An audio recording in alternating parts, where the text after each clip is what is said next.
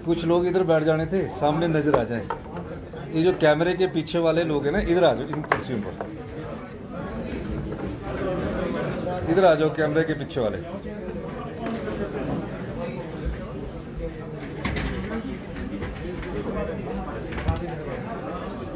आप सबसे बड़े वो है ना, बुजुर्ग।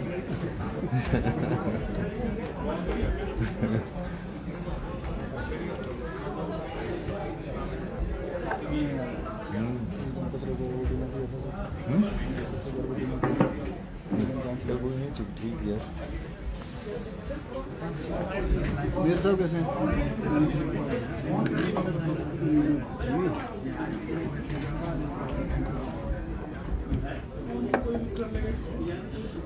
कैमरे नहीं उड़े भाई है।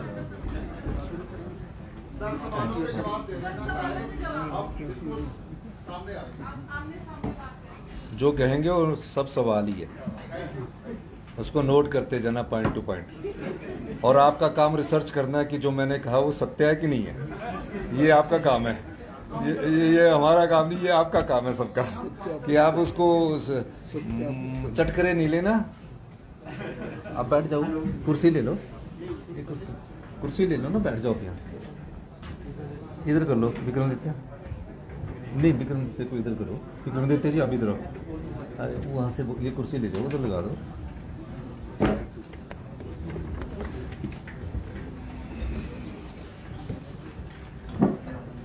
नमस्कार।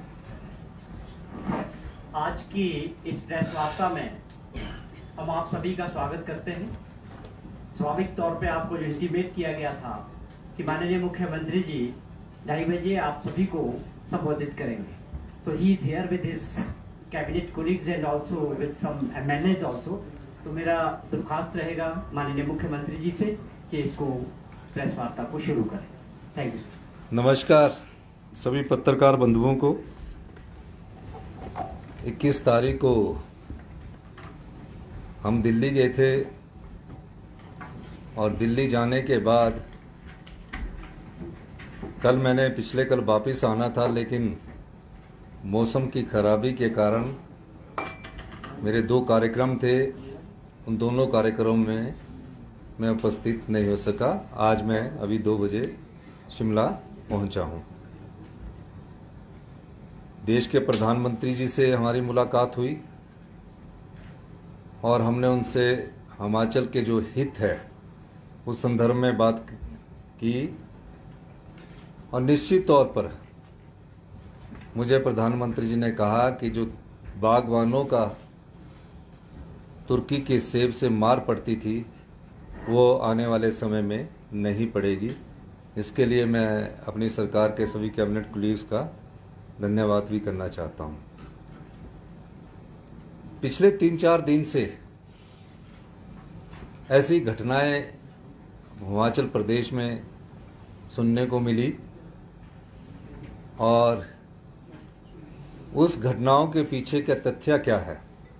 तरह तरह की काल्पनिक बुद्धिमत्ता का परिचय भी कई लोगों ने दिया और सत्य की खोज में न जाकर कुछ ऐसी बातें आपके ध्यान में लाना चाहता हूं जो बीमल नेगी जी की देहांत से संबंधित है।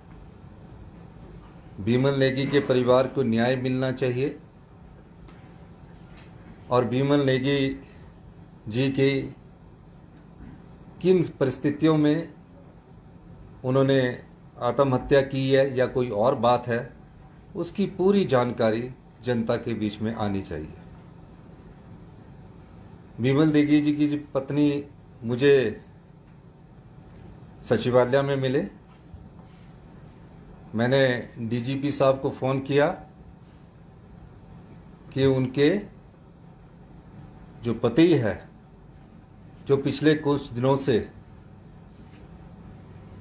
घर नहीं आए हैं, अपने घर वालों से संपर्क नहीं किया है, तो परिवार वालों को उसकी चिंता होती है। उनकी पत्नी जी को भी उसकी चिंता थी। वो मेरे पास आए और उन्होंने कहा कि हमारे पति की कोई अता पता नहीं लग रहा है।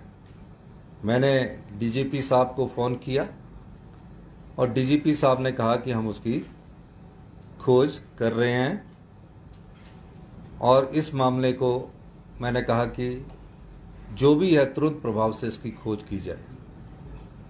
खोज शुरू हुई, ज्ञानेश्वर जी की अध्यक्षता में खोज शुरू हुई और उनका शव जो है वो ब्यास सतलुज नदी के किनारे हमें मिला।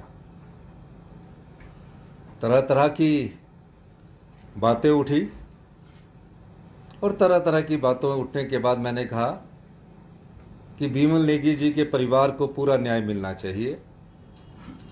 उनका पार्थिव शरीर जब शिमला लाया जा रहा था उस समय कुछ शंकाएं पैदा हुई और पावर कारपोरेशन के एम्प्लॉइज ने उनसे बातचीत की। शव को सड़क पर रखा गया और उनके परिवार वालों द्वारा जगत नेगी जी ने बात की। जगत नेगी जी मेरे पास आए, उन्होंने कहा कि जो देश राज है उसको सस्पेंड कीजिए और जो वहाँ के एमडी मीना जी हैं उनको आप तुरंत पद से हटा दीजिए। मुख्यमंत्री होने के नाते मैंने उनकी परिवार की भावनाओं का आदर किया और मैंने कहा कि बीमल नेगी जी के परिवार को न्याय मिलेगा। आप जाइए, और मेरी जगत नेगी जी ने टेलीफोन पर बीमल नेगी जी की धर्मपत्नी जी से बात करवाई। मैंने उन्हें पूरा भरोसा दिलाया कि पूरा न्याय मिलेगा। उस समय भारतीय जनता पार्टी ने उस पर राजनीति करनी शुरू कर दी। परिवार को न्याय मिलना चाहिए था कि कौन इसके पीछे लोग हैं, किस प्रकार ये मामला उजागर करना है। ये बीजेपी ने इसको राजनीतिक मुद्दा बनाया। जब हमने बीमल नेगी जी के परिवार वालों के कहने से जगत नेगी जी जो वहाँ के हमारे विधायक थे उन्होंने मुझसे कहा और हमने सस्पेंड भी किया। जब हमने उनको कहा मौखिक रूप से तो उन्होंने कहा कि हमें ऑर्डर हाथ में लाके दीजिए। हमने ऑर्डर हाथ में लाके दिया और मीना जी को भी वहां से हटा दिया। अब सवाल ये पैदा होता है कि विधानसभा का सत्र चल रहा था और विधानसभा के सत्र के समय ये बात किसी संदर्भ में उठी तो मैंने कहा कि मेरी उनकी पत्नी से बात हुई, क्योंकि जब उनकी पत्नी से मेरी बात हुई थी उस समय उनका पार्थिव शरीर सड़क पर पड़ा था और मैंने कहा कि हम उसकी जांच कर रहे हैं और हमने जांच कमेटी हम उसकी जांच कर रहे हैं। मेरे पास बीमल नेगी के परिवार वालों ने कभी ये नहीं कहा कि आप प्रशासनिक स्तर पर भी जांच कीजिए। मैंने ओंकार शर्मा के नेतृत्व में अपनी जानकारी प्राप्त करने के लिए एक कमेटी का गठन किया। ओंकार शर्मा जी उस जांच को अभी कर रहे थे, अभी 15 दिन नहीं हुए। ओंकार शर्मा जी ने कहा कि अभी मुझे 2-3 दिन लगते। इसके बीच में विधानसभा में एक सवाल पैदा किया गया जयराम ठाकुर जी के द्वारा। मैंने कहा कि हम उनके परिवार को न्याय दिलाएंगे और हमारी जो कार्रवाई है, अभी तक परिवार वाले हमारी कार्रवाई से संतुष्ट हैं, लेकिन उनको रिपोर्ट जल्दी चाहिए, क्योंकि उनकी डेथ के बाद ये कोई 26-27-28 की बात है, 8-10 दिन ही हुए थे या इससे ज़्यादा हुए होंगे, बात खत्म होगी। इस बात को भी कोर्ट किया गया कोर्ट में कि हमने झूठ बोला। हमने झूठ नहीं बोला, ये बात सत्य थी। फिर उसके बाद भारतीय जनता पार्टी ने पूरे स्टेट में इसकी कॉल दी। उन्हें बीमल नेगी के मामले में कोई रुचि नहीं थी, सिर्फ राजनीतिक लाभ के लिए वो बात करते रहे। उसके बाद मुझे जगत नेगी जी ने कहा कि इस मामले में एफआईआर दर्ज होनी चाहिए, और हमने एफआईआर दर्ज करवाई, जबकि उनके परिवार वालों ने यह कहा कि उनको हटा दीजिए। बड़े प्यार से, विनम्रता से उन्होंने कहा। और मैं आज भी कहना चाहता हूं, हमारी सरकार उनके परिवार को न्याय दिलाने के लिए सब प्रकार से अपनी लड़ाई लड़ेगी। उसके बाद रिपोर्ट आने में देरी हुई, कुछ समय मैं टूर पर चला गया और देरी हुई। अब एफआईआर के बाद इन्वेस्टिगेशन शुरू होता है। भारतीय जनता पार्टी के नेता बार बार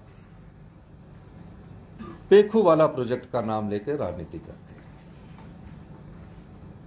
उन्हें बिमल नेगी के मामले में कोई रुचि नहीं है, उन्हें सरकार को बदनाम करने के मामले में रुचि है।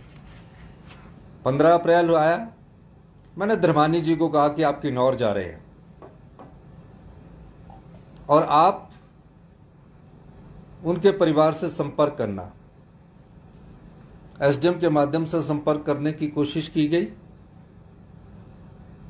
और उनकी जो पत्नी थे वो कहीं बाहर गए थे अपने काम से, वो उनसे बातचीत नहीं हो सकी। भाई भी बाहर और उनके भाई भी बाहर थे। हम ये जानना चाह रहे थे कि वो कोई और इंक्वायरी से आगे तो नहीं बढ़ना चाहते। उतने में भारतीय जनता पार्टी के जो वहां के नेता है सूरत नेगी जी, उन्होंने राजनीतिक चाल चली और मीडिया ट्रायल के माध्यम से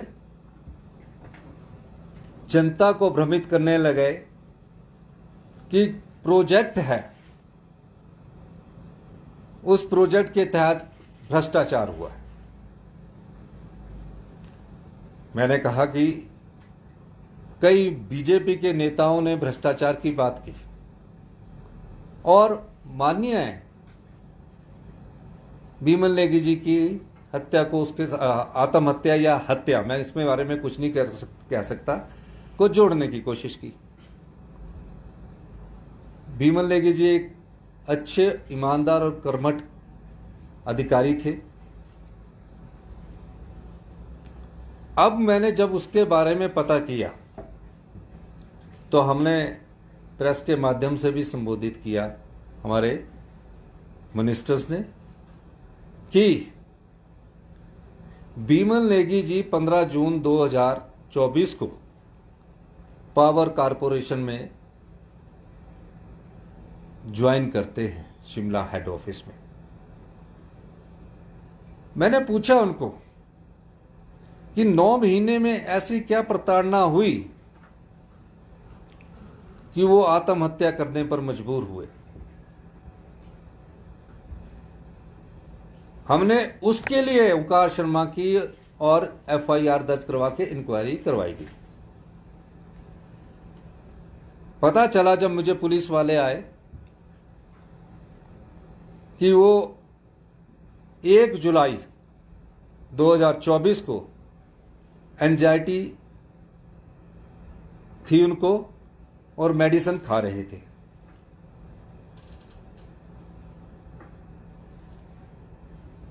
लेकिन क्या उन पर किस प्रकार का इन अधिकारियों ने दबाव डाला, उसकी जांच भी हमें करनी जरूरी थी।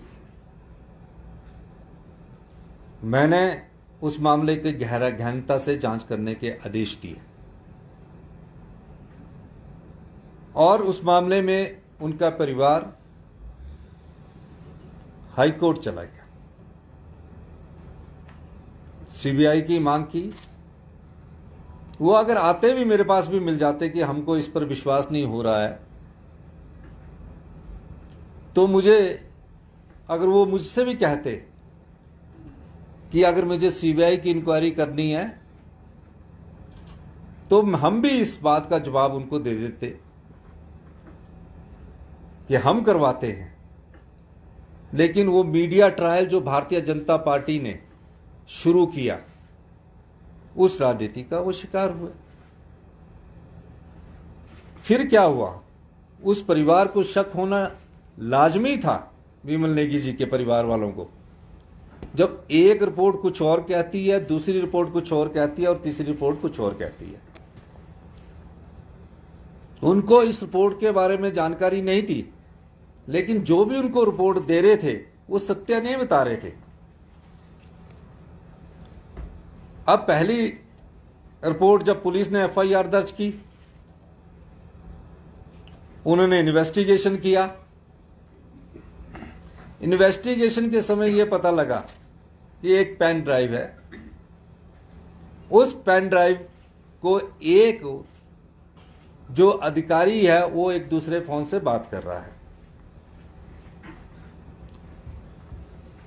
फिर पेन ड्राइव को फॉरेंसिक लैब के पास भेजा गया।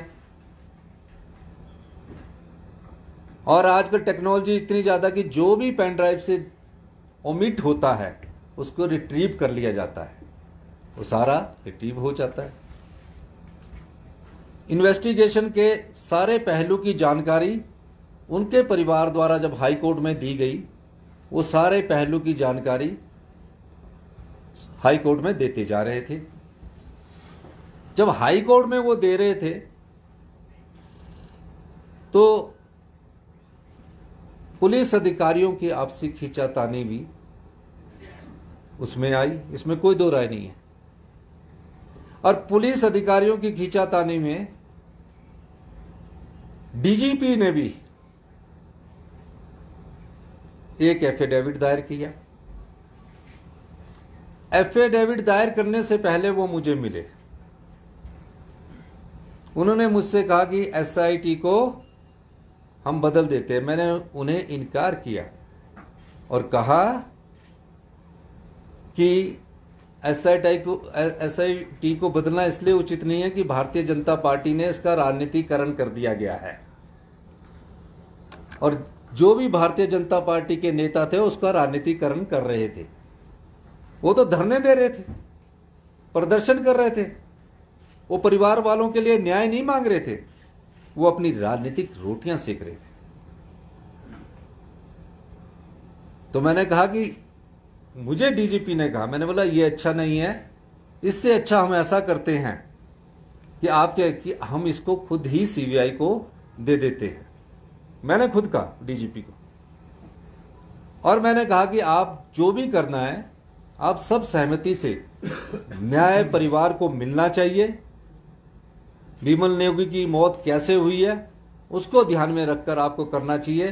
कोई गलती होगी मैं किसी को बख्शूंगा नहीं, किसी को छोड़ूंगा नहीं। और भारतीय जनता पार्टी को राजनीति करनी थी, और डीजीपी और चीफ सेक्रेटरी साहब और मैंने एजी को बोला जो भी है आप बैठ के सच्चाई को सामने लाना। मैंने खुद कहा, एफिडेविट फाइल हो गया। एजी साहब कह रहे कि मुझे इसका पता ही नहीं था। ठीक हुआ, सरकार की तरफ से ये जिस प्रकार का बात हुई, मैं यहां था नहीं, ठीक है, नहीं पता था। अब सवाल क्या पैदा होता, एजी कुछ, डीजीपी कुछ और एफिडेविट फाइल कर रहे हैं, और पुलिस की एसआईटी ने अपनी रिपोर्ट सबमिट कर दी है। फिर एक ओंकार शर्मा जी जो हमारे एसीएस थे, उन्होंने अपनी रिपोर्ट सबमिट की। मुझे उन्होंने अपनी रिपोर्ट सबमिट की, और देखिए जो उन्होंने मुझे रिपोर्ट सबमिट की, उस रिपोर्ट पर मैंने पूछा कि जिन पर आरोप लगे हैं क्या उनसे आपने पूछा है कि आप पर इन आपके पावर कारपोरेशन के कर्मचारियों ने ये आरोप लगाए हैं। उसकी जानकारी के लिए हमने एजी से ओपिनियन मांगा। उन्होंने कहा इनसे पूछा जाना चाहिए। वो पूछा नहीं गया, और उन्होंने कहा कि मैंने जो लिखा है वो ठीक है। उन्होंने जब मैं अपनी इसलिए रिपोर्ट आपको बताना चाह रहा हूं क्योंकि मैं पब्लिक, आप भी ले सकते हो उस रिपोर्ट का। उन्होंने पूछा नहीं, तो मैंने जब रिपोर्ट पढ़ी तो उसमें सबसे बड़ा आरोप एक विपिन गुलेरिया जी थे जो पावर कारपोरेशन के एम्प्लॉइज थे, और एक दो लोग और थे। उन्होंने मीना और देशराज पर आरोप लगाए। और उसमें पेखू वाला प्रोजेक्ट भी जोड़ा। अब पेखू वाला जब प्रोजेक्ट जुड़ गया, जो कि सबसे बड़ा हिमाचल का 32 मेगावाट का प्रोजेक्ट था, तो मैंने पूछा, जो आरोप लगाने वाला, अभी आते हुए मैंने पूछा वो कौन है? वो पेखू वाला प्रोजेक्ट का हेड था। पेखू वाला प्रोजेक्ट का हेड कौन था?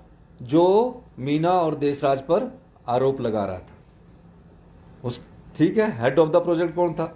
मैंने पूछा वो कब तक था? मैंने प्रोजेक्ट का शिलान्यास किया, अप्रैल महीने में शिलान्यास किया, और 15 अप्रैल 2025 से पहले वो बनकर तैयार हो गया। प्रोजेक्ट का हेड करने वाला अगस्त 2024 तक था, नहीं 15 अप्रैल 2024 को पूर्ण हो गया। 15 अप्रैल 2024 को पूर्ण हो गया।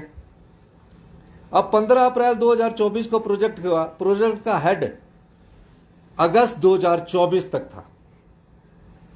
जब मुझे पता लगा कि उन्होंने एलिगेशन लगाए, तो मैंने बोला इस एलिगेशन का जवाब उनसे पूछा जाना चाहिए, कानूनी राय ली जानी चाहिए। ये एसीएस की रिपोर्ट में था। एसीएस साहब ने कहा कि इसके लिए कोई स्पेशल टीम गठित की जाए। हमने कहा कि इसके बाद स्पेशल टीम करेंगे, लेकिन जिसने आरोप लगाए वो बात भी सत्यता आनी चाहिए। अब हुआ क्या? भ्रष्टाचार पर चर्चा दिसंबर में आई। हमने विधानसभा में उस चर्चा को स्वीकार किया। उस समय उनके नेताओं ने पेखू वाला पर भ्रष्टाचार के आरोप लगाए और यह कहा कि जो हिमाचल का पेखू वाला प्रोजेक्ट 220 करोड़ रुपए का है, जिसमें 6 करोड़ 51 लाख यूनिट बिजली पैदा होनी है, और गुजरात का जो प्रोजेक्ट है 144 करोड़ का है, जो कि झूठ बोला गया। तो मैंने विधानसभा में कागज रखे और विधानसभा में दिसंबर 2024 में कागज रखे हुए हैं। दिसंबर 2024 में कागज विधानसभा की, आप फाइल पर जा सकते हैं। बीमल नेगी जी के परिवार के साथ नहीं है उसमें। उस समय बीमल नेगी जी फीडबैक देने के लिए जब ये काम हुआ था, सबके साथ आए होंगे। ठीक हुआ। और जब कल जयराम ठाकुर जी प्रेस कॉन्फ्रेंस कर रहे थे और इस मुद्दे को बात कर रहे थे, मैं चाहूंगा कि जयराम ठाकुर जी जो भी है वो तथ्यों के साथ बात करें। जब कागज विधानसभा में रख दिए जाते हैं और उस कागज की सत्यता होती है, अटेस्ट करके रखते हैं, अगर कोई झूठ बोलता है तो उसके खिलाफ विधानसभा का अध्यक्ष कार्रवाई कर सकता है। अब जो प्रोजेक्ट का हेड है, अभी तक उसमें जो भी प्रोजेक्ट की पेमेंट हुई है वो की है जिसने आरोप लगाए विपिन गुलेरिया ने, उसने 170 करोड़ की पेमेंट कर दी, जिसने अपने अधिकारियों पर आरोप लगाए।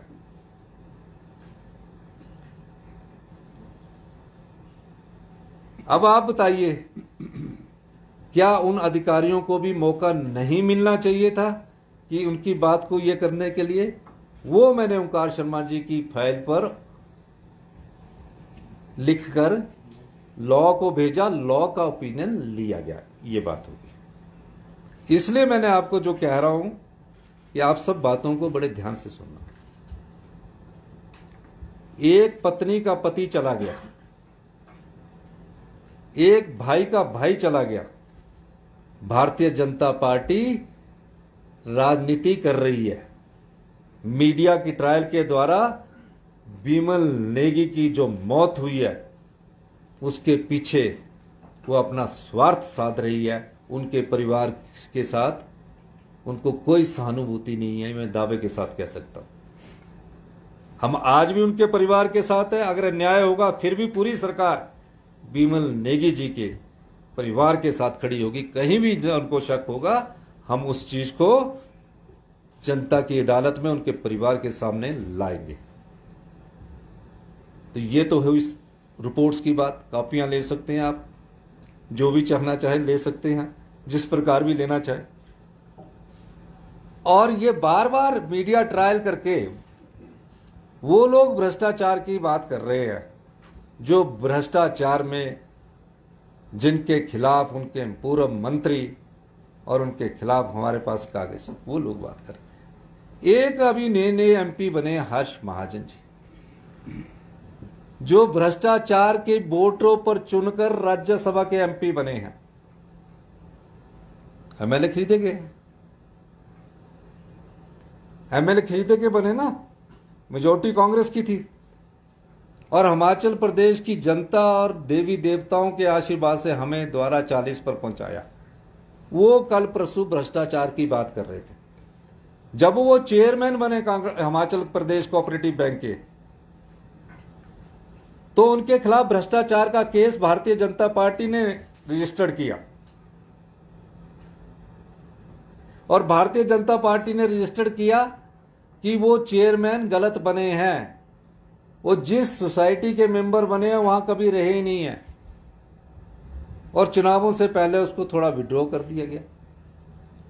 तो वो भ्रष्टाचार की बात कर रहे हैं जो अखंड भ्रष्टाचार में डूबे लोग हैं। और जयराम जी को भी वास्तविकता के साथ बात करनी चाहिए, जनता को गुमराह नहीं करना चाहिए। 5 साल बाद चुनाव आते हैं, जनता उसका जवाब देती है। झूठ जितना मर्जी बार बोला जाए, उसका सामना सच्चाई से होता है, और सच्चाई के साथ झूठ कई बार टकराता है। बार बार झूठ बोलने से सच साबित नहीं हो जाता। इसलिए जयराम जी को भी वास्तविकता, क्योंकि वो पूर्व मुख्यमंत्री रह चुके हैं, कागज लेके पूरी इन्वेस्टिगेशन करके बोलना चाहिए। और जिस प्रकार का कोई भी अधिकारी अनुशासनहीनता करता है, किसी भी प्रकार की अनुशासनहीनता हमारी सरकार में सहन नहीं की जाए। फिर उसके बाद एक और पहलू आता है, हाई कोर्ट का पहलू आया। हाई कोर्ट ने सीबीआई को जांच दी। हिमाचल प्रदेश सरकार, हाई कोर्ट उस जांच को स्वीकार करती है, कोई अपील नहीं करेगी। हम चाहते हैं बिमल नेगी के परिवार को न्याय मिले। लेकिन मैं एक जस्टिस साहब की एक टिप्पणी से सहमत नहीं हूं, जिसमें उन्होंने कहा कि हिमाचल का कोई अधिकारी नहीं होना चाहिए। जब कभी भी कोई ऐसी जांच होती है तो उसमें हिमाचल का और जो बेनिफिशियरी है कोई भी अधिकारी शामिल नहीं हो सकता। ये अपने आप में प्रश्न चिन्ह लगाता है कि हिमाचल के हाई कोर्ट में कितने जस्टिस हैं जो हिमाचल से संबंधित है। ये प्रश्न चिन्ह है। इसलिए इस बात को मैं ये कह रहा हूं कि इस प्रकार की टिप्पणी से हमें बचना चाहिए।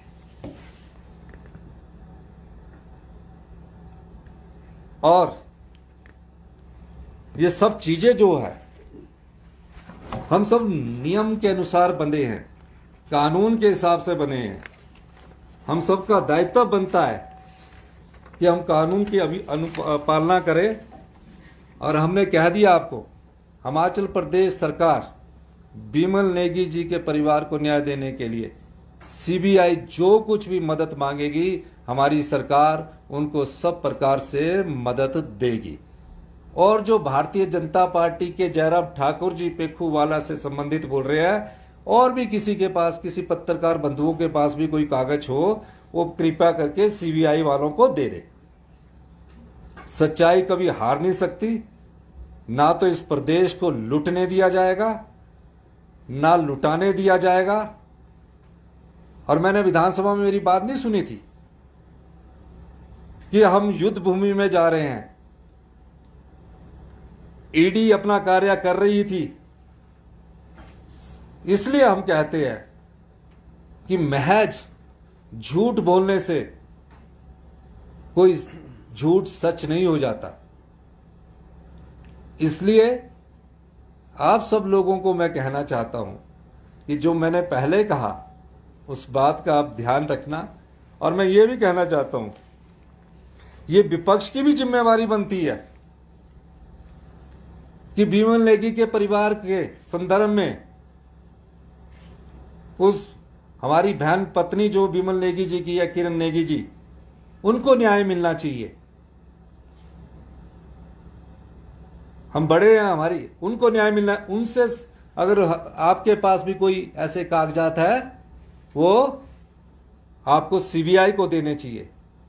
और जो भ्रष्टाचार की बात जो भारतीय जनता पार्टी के नेता कह रहे हैं उनको भी सीबीआई में देना चाहिए। केंद्र में भारतीय जनता पार्टी की सरकार है, उसमें राज्य सरकार का कुछ नहीं चलेगा, कुछ नहीं चलेगा, सब कुछ आना चाहिए और जनता की अदालत में आना चाहिए। ये मैं आपको ये कहना चाहता हूं।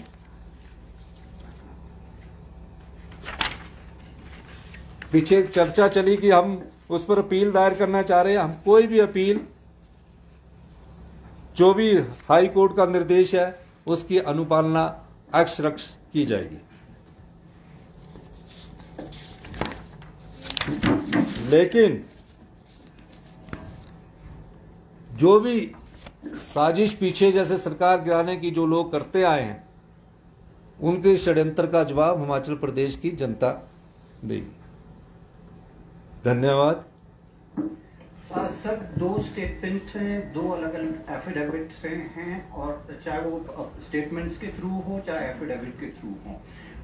डीजीपी कहते हैं एसपी शिमला इन्फ्लुएंस कर रहे हैं केस को, जो उन्होंने अपने एफिडेविट में कहा है। एज डीजी क्या वो एसपी को सैक नहीं कर सकते थे, बदल नहीं सकते थे उस वक्त? क्या ये आपके ध्यान में था? नंबर 1। नंबर 2, एसपी कहते हैं, क्योंकि हम जानते हैं हिमाचल प्रदेश सरकार का अगेंस्ट ड्रग्स जीरो टॉलरेंस है, एसपी ने बड़े आरोप लगाए हैं जो डीजीपी हैं वो ड्रग पैडलर्स को प्रोटेक्ट करते हैं। So how would you respond to both the question? देखिए, एक बात है कि आपका क्वेश्चन ही अपने आप में गलत है। जब आपको नहीं आपका जो उनका स्टेटमेंट नहीं आपका क्वेश्चन अगर ठीक होता तो मैं उसका जवाब देता। आपने कहा है कि बीजेपी पॉलिटिक्स कर रही है, हम मान लेते हैं। पॉलिटिक्स को छोड़ के आपने कहा indiscipline by officials will not be tolerated.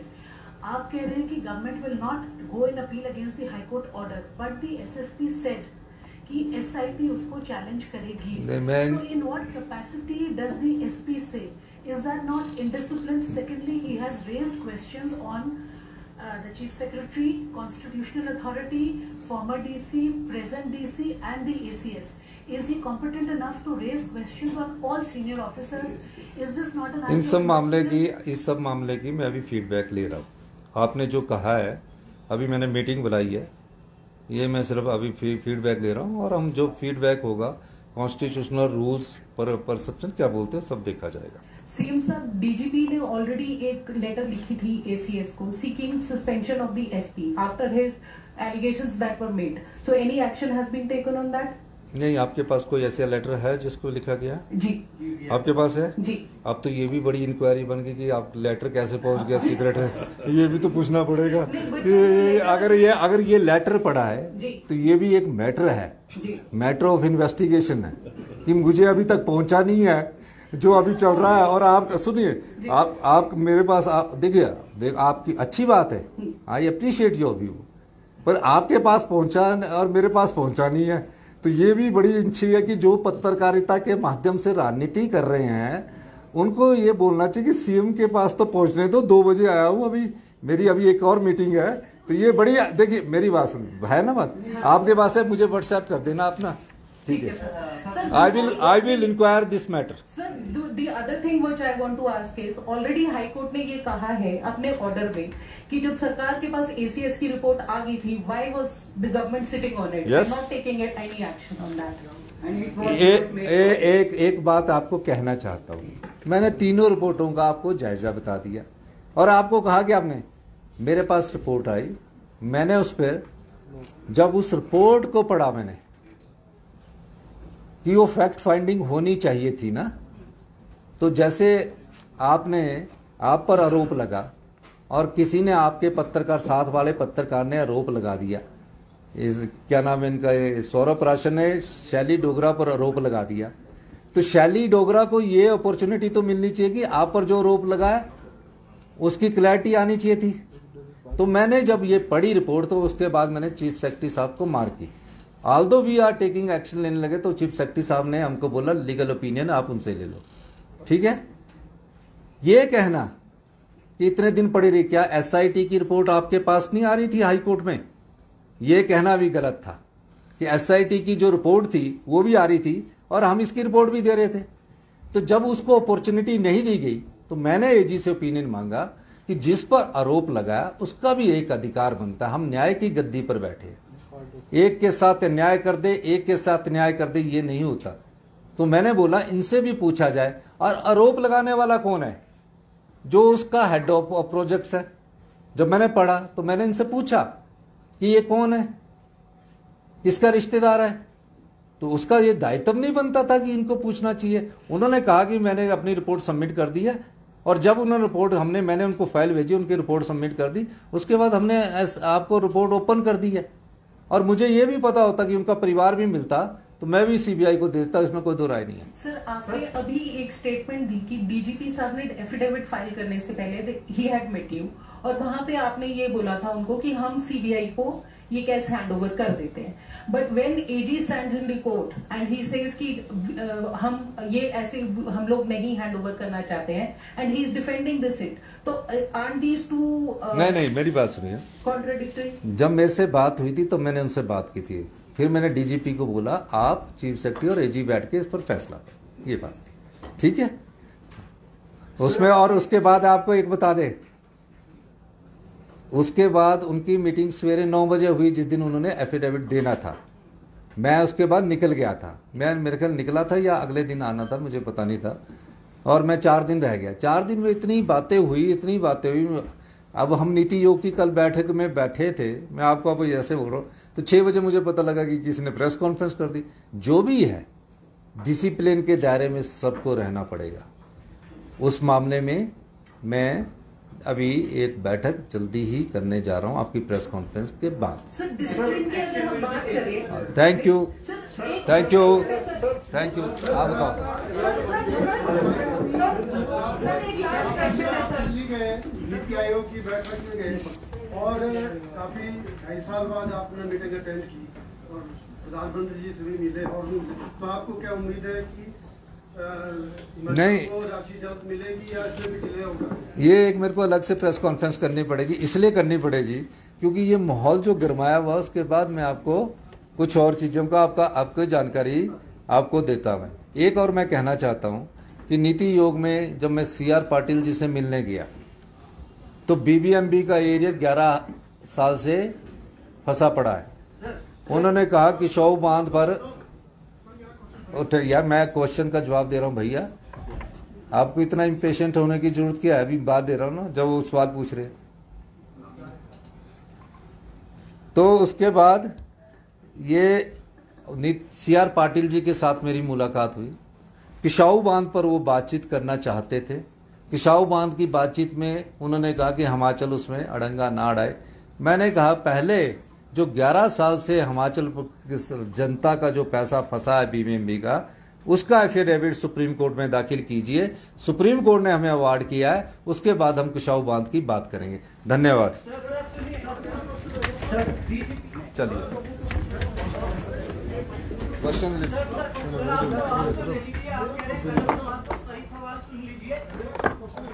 बोलो। अच्छा प्रकाश, तू पछाड़ा नहीं मैंने, प्रकाश गंजा, ये तो गंजा हो गया आप।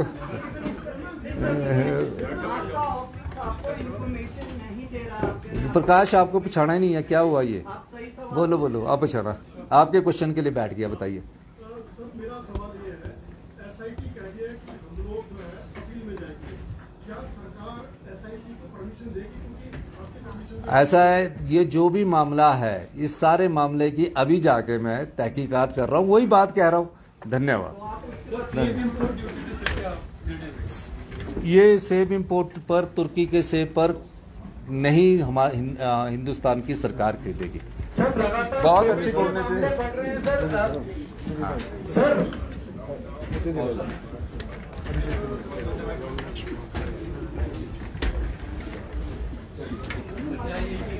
आप भी कहते हैं